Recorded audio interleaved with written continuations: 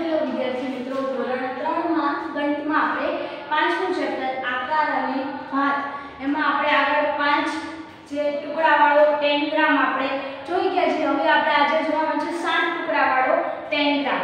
તો એમાં તમને જે છે એમાં શું કીધું છે, પેજ નંબર 67 પર 67 અહીં 7 ટુકડાનો 10 ગ્રામનું ચિત્ર છે. આપણને અહીં બાજુમાં 7 ટુકડાવાળું 7 અલગ અલગ આકારોના આપણને ચિત્ર આપેલું છે. તમે તેને કેટલા રસપ્રદ આકારો બનાવવા માટે કાપી શકો અને જુદી જુદી રીતે તેને મૂકી શકો. હવે એના અલગ અલગ આકારો આપણે અલગ અલગ રીતે મૂકીને એને આપણે અલગ અલગ ચિત્ર તમે બનાવી શકો. પાછળ તમારે જે છે આ એ 7 ટુકડાવાળો જે છે 67 માં પેજ ઉપર આપણે એ તમે કટ કરીને આપણે જે 5 ટુકડાવાળો કટ કર્યો એમ 7 ટુકડાવાળો પણ તમારે કટ કરીને આ આકારો બનાવવાનો પ્રયત્ન કરો. હવે એ આકારોનો ઉપયોગ કરીને આપણે જે નીચે શેપ આપણને આપેલા જે છે આકારો એનો ગોઠવણી કયા આકારમાં થાય છે એ આપણે જોવાનું છે. કયો આકારો કયા આકાર સાથે મેચ થાય છે અને આખું ચિત્ર આપણે પૂરું કરવાનું છે. હવે માત્ર અહીં લખેલા ટુકડાઓનો ઉપયોગ કરી નીચેના આકારો બનાવવાનો પ્રયત્ન કરો. હવે આપણને અહીંયા નંબર કહી દીધા છે કે આ નંબરનો ઉપયોગ કરીને જ તમારે આ ચિત્ર પૂરું કરવાનું છે. તો પહેલું આપણને શું કીધું છે, આ 68 માં પેજ ઉપર તમને આપેલું છે માત્ર ત્રિકોણનો ઉપયોગ કરો. હવે આપણે અહીંયા ખાલી જે ચિત્ર આપેલું છે એમાં ખાલી ત્રિકોણનો જ ઉપયોગ કરવાનો છે.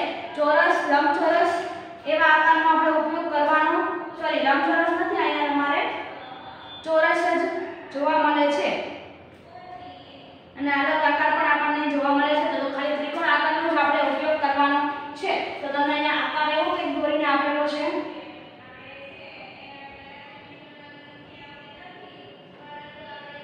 આવો તમને અહીંયા આકાર દોરીને આપેલો છે. તો પહેલા તમારે શું કરવું પડશે, 7 જે ટુકડા જે છે 10 ગ્રામ વાળું 7 ટુકડા વાળું પહેલા કટ કરવું પડશે.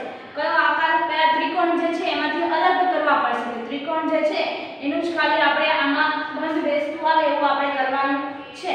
તો મેં અહીંયા તમને કરીને આપેલું છે. તમારે પહેલા પ્રેક્ટિસ કરવાની છે, પછી મારામાંથી જોઈને તમારે સાચું છે કે નહીં જોવાનું છે.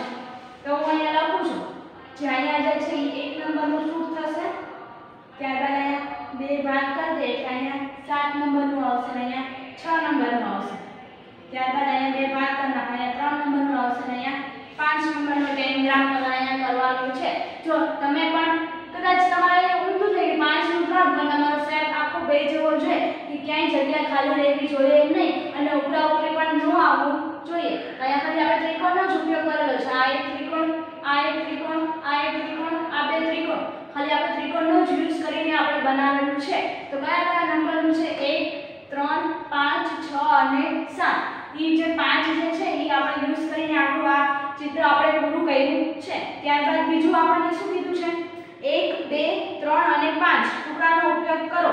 હવે જે આપણને અહીંયા લંબચોરસ દોરીને આપેલું છે એમાં કયા કયા ટુકડાનો ઉપયોગ કરવાનો છે, 1 2 3 અને 5 એનો જ યુઝ કરીને આપણે આખું આ ચિત્ર પૂરું કરવાનું છે. તો તમે કેવી રીતે કરશો વિચાર. મેં અહીંયા કરેલું છે એટલે હું તમને અહીંયા સીધું લખીને આપેલું છે. મેં પણ કરેલું જ છે, તમારે પણ ઘરે કરવાનું છે. અહીંયા છે 2, પછી અહીંયા આવશે 1 અને અહીંયા આવશે 5. તો આવી રીતે તમારે બંધ બેસ જશે. અહીંયા 3 નંબરનું, અહીંયા 2 નંબરનું, અહીંયા 1 નંબરનું, 5 નંબરનું. પહેલા તમારે શું કરવાનું છે, પહેલા 7 ટુકડાવાળું જે પાછળ આપેલું છે એને કટ કરીને આમાં શેપ કયો તે આવશે તમારે મૂકતું જોવાનું છે. આપણે 5 ટુકડાવાળું આપણે આગળ જોઈ ગયા છે એટલે હું તમને આ 7 ટુકડાવાળું કરાવતી નથી. નંબર લખીને તમને આવડી જશે, આમાં કંઈ અઘરું છે નહીં. તો તમારે ખાલી શેપ મૂકવાના છે, કયો શેપ ક્યાં આવશે એ તમારે જોઈ લેવાનું છે. ત્યારબાદ તમને અહીંયા ચોરસ આપેલું છે. તેમાં આપણને શું પૂછ્યું, માત્ર 2 ત્રિકોણનો જ ઉપયોગ કરવાનો છે. આ પૂરું કરવા માટે શું ખાલી 2 જ ત્રિકોણનો ઉપયોગ કરવાનો છે. આપણે વચ્ચે અહીંયા કરીએ એટલે આ એક ત્રિકોણ ને આ બીજો ત્રિકોણ. તો કયા ત્રિકોણનો ઉપયોગ કરશું, કયા નંબરના, 6 અને 7 નંબરના જે છે એ તમે યુઝ કરી શકશો.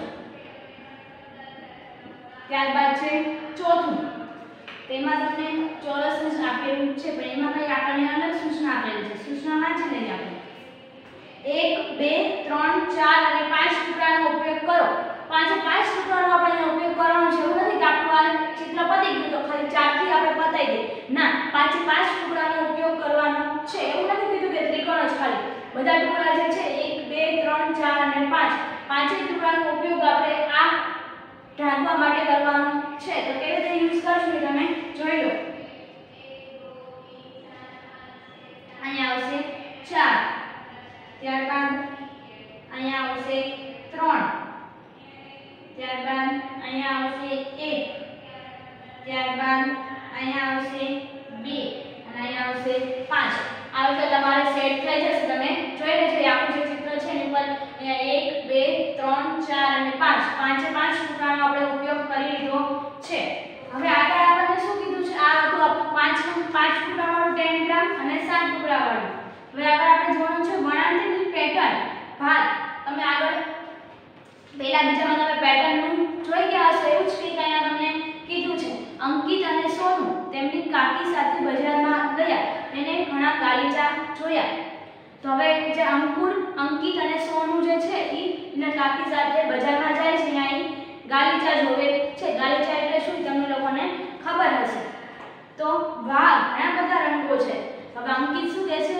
વાહ ઘણા બધા રંગો ઘણા બધા આકારો વર્તુળ ત્રિકોણ એની ભાત જુઓ હવે એ સોનુ શું કહે છે એમાં ઘણા બધા આકારો પણ છે ઈ ઓલો અંકિત એમ કહે છે ઘણા બધા રંગો છે પણ જ્યારે સોનુ શું કહે છે અહીંયા ઘણા બધા આકારો પણ આપણને જોવા મળે છે કયા કયા આકાર વર્તુળ ત્રિકોણ એમ ઘણા બધા આકારો આપણને આમાં જોવા મળે છે એની ભાત જો એટલે કે એની પેટર્ન જો કે કેવી રીતે એમને આકારોની પેટર્ન બનાવેલી છે તેની નીચે આપણને પ્રશ્ન પૂછ્યા છે પહેલા તમે ગાલીચાનું જે છે એ ચિત્ર જોઈ લો કે કયા કયા આકારો આપણને આમાં જોવા મળે છે તો આ કિનારીઓમાં કયા ભૌમિતિક આકારો તમે ઓળખી શકો તમારી નોટબુકમાં તે દોરો તમારે શું કરવાનું છે આમાં કયા કયા આકારોનો આપણે ઉપયોગ થયો છે એ આકારો આપણે અહીંયા દોરવાના છે તો આપણે જોઈએ કે કયા કયા આકારોનો આમાં ઉપયોગ થયેલો છે તો હું અહીંયા દોરું છું તમારા પાઠ્યપુસ્તકમાં જગ્યા હોય તો અહીંયા તમે દોરી શકો છો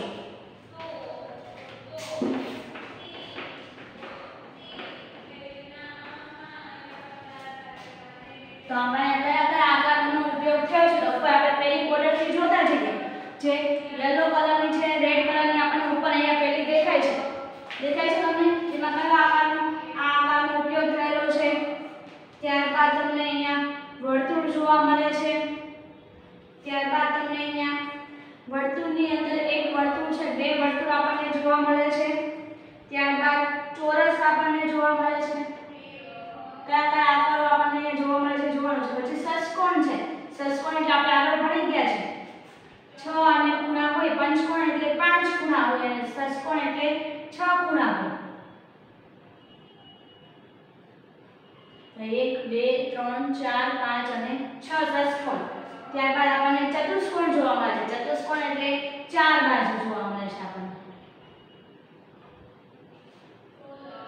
તો આ છે ચતુષ્કોણ તો અલગ અલગ આપણને ભૌમિતિક આકારો આવા જોવા મળે છે ત્યારબાદ આપણને હજી એક આકાર છે કે આ વર્તુળની અંદર એક વર્તુળ છે અને એની વર્તુળની અંદર પણ એક છે ત્રણ વર્તુળ આપણને જોવા મળે છે આવા અલગ અલગ ભૌમિતિક આકારો આપણને અહીંયા જોવા મળે છે તમારે આ પાઠ્યપુસ્તકની નીચે જગ્યા છે ત્યાં દોરી લેવાના છે હવે કોઈ ભાતમાં કોઈ આકાર પુનરાવર્તિત થાય છે કયા કયા આકારો તમારામાં રિપીટ થાય છે પુનરાવર્તન એટલે રિપીટ થતા હોય કે વારંવાર તમારે આવતા હોય તો પહેલી બોર્ડરથી આપણે જોઈએ જે આકાર છે વારંવાર આવે છે આ આકાર દોરશું ત્યારબાદ તમને અહીંયા ચતુષ્કોણ આપેલું છે એ પણ વારંવાર રિપીટ થાય છે ત્યારબાદ વર્તુળની અંદર વર્તુળ આ વાળું પણ તમારે રિપીટ થાય છે તો પહેલા જે બોર્ડર છે એમાં ત્રણ આકારો રિપીટ થાય છે ત્યારબાદ એની નીચેમાં કયા રિપીટ થાય છે જોઈ લે બીજી બોર્ડર જે છે એમાં તમને આ રીતે ચારે બાજુ ચોરસ કરીને આપેલા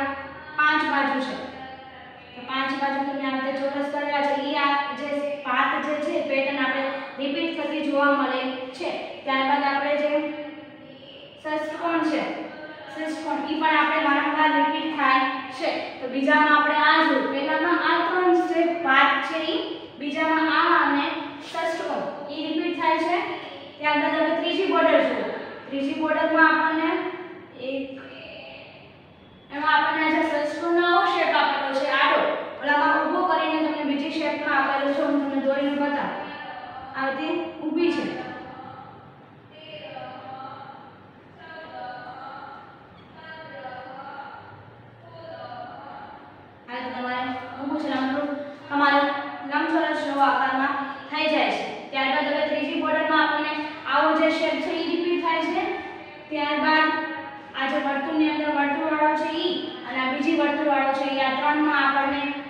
થાય છે, જે બોર્ડર તમને અહીંયા જોવા મળે છે બ્લુ ઓરેન્જ કલરની છે એ. ત્યારબાદ ચોથી જે નીચે ગ્રીન વાળી બોર્ડર છે, ચોથામાં કયા કયા આકારો રિપીટ થાય છે?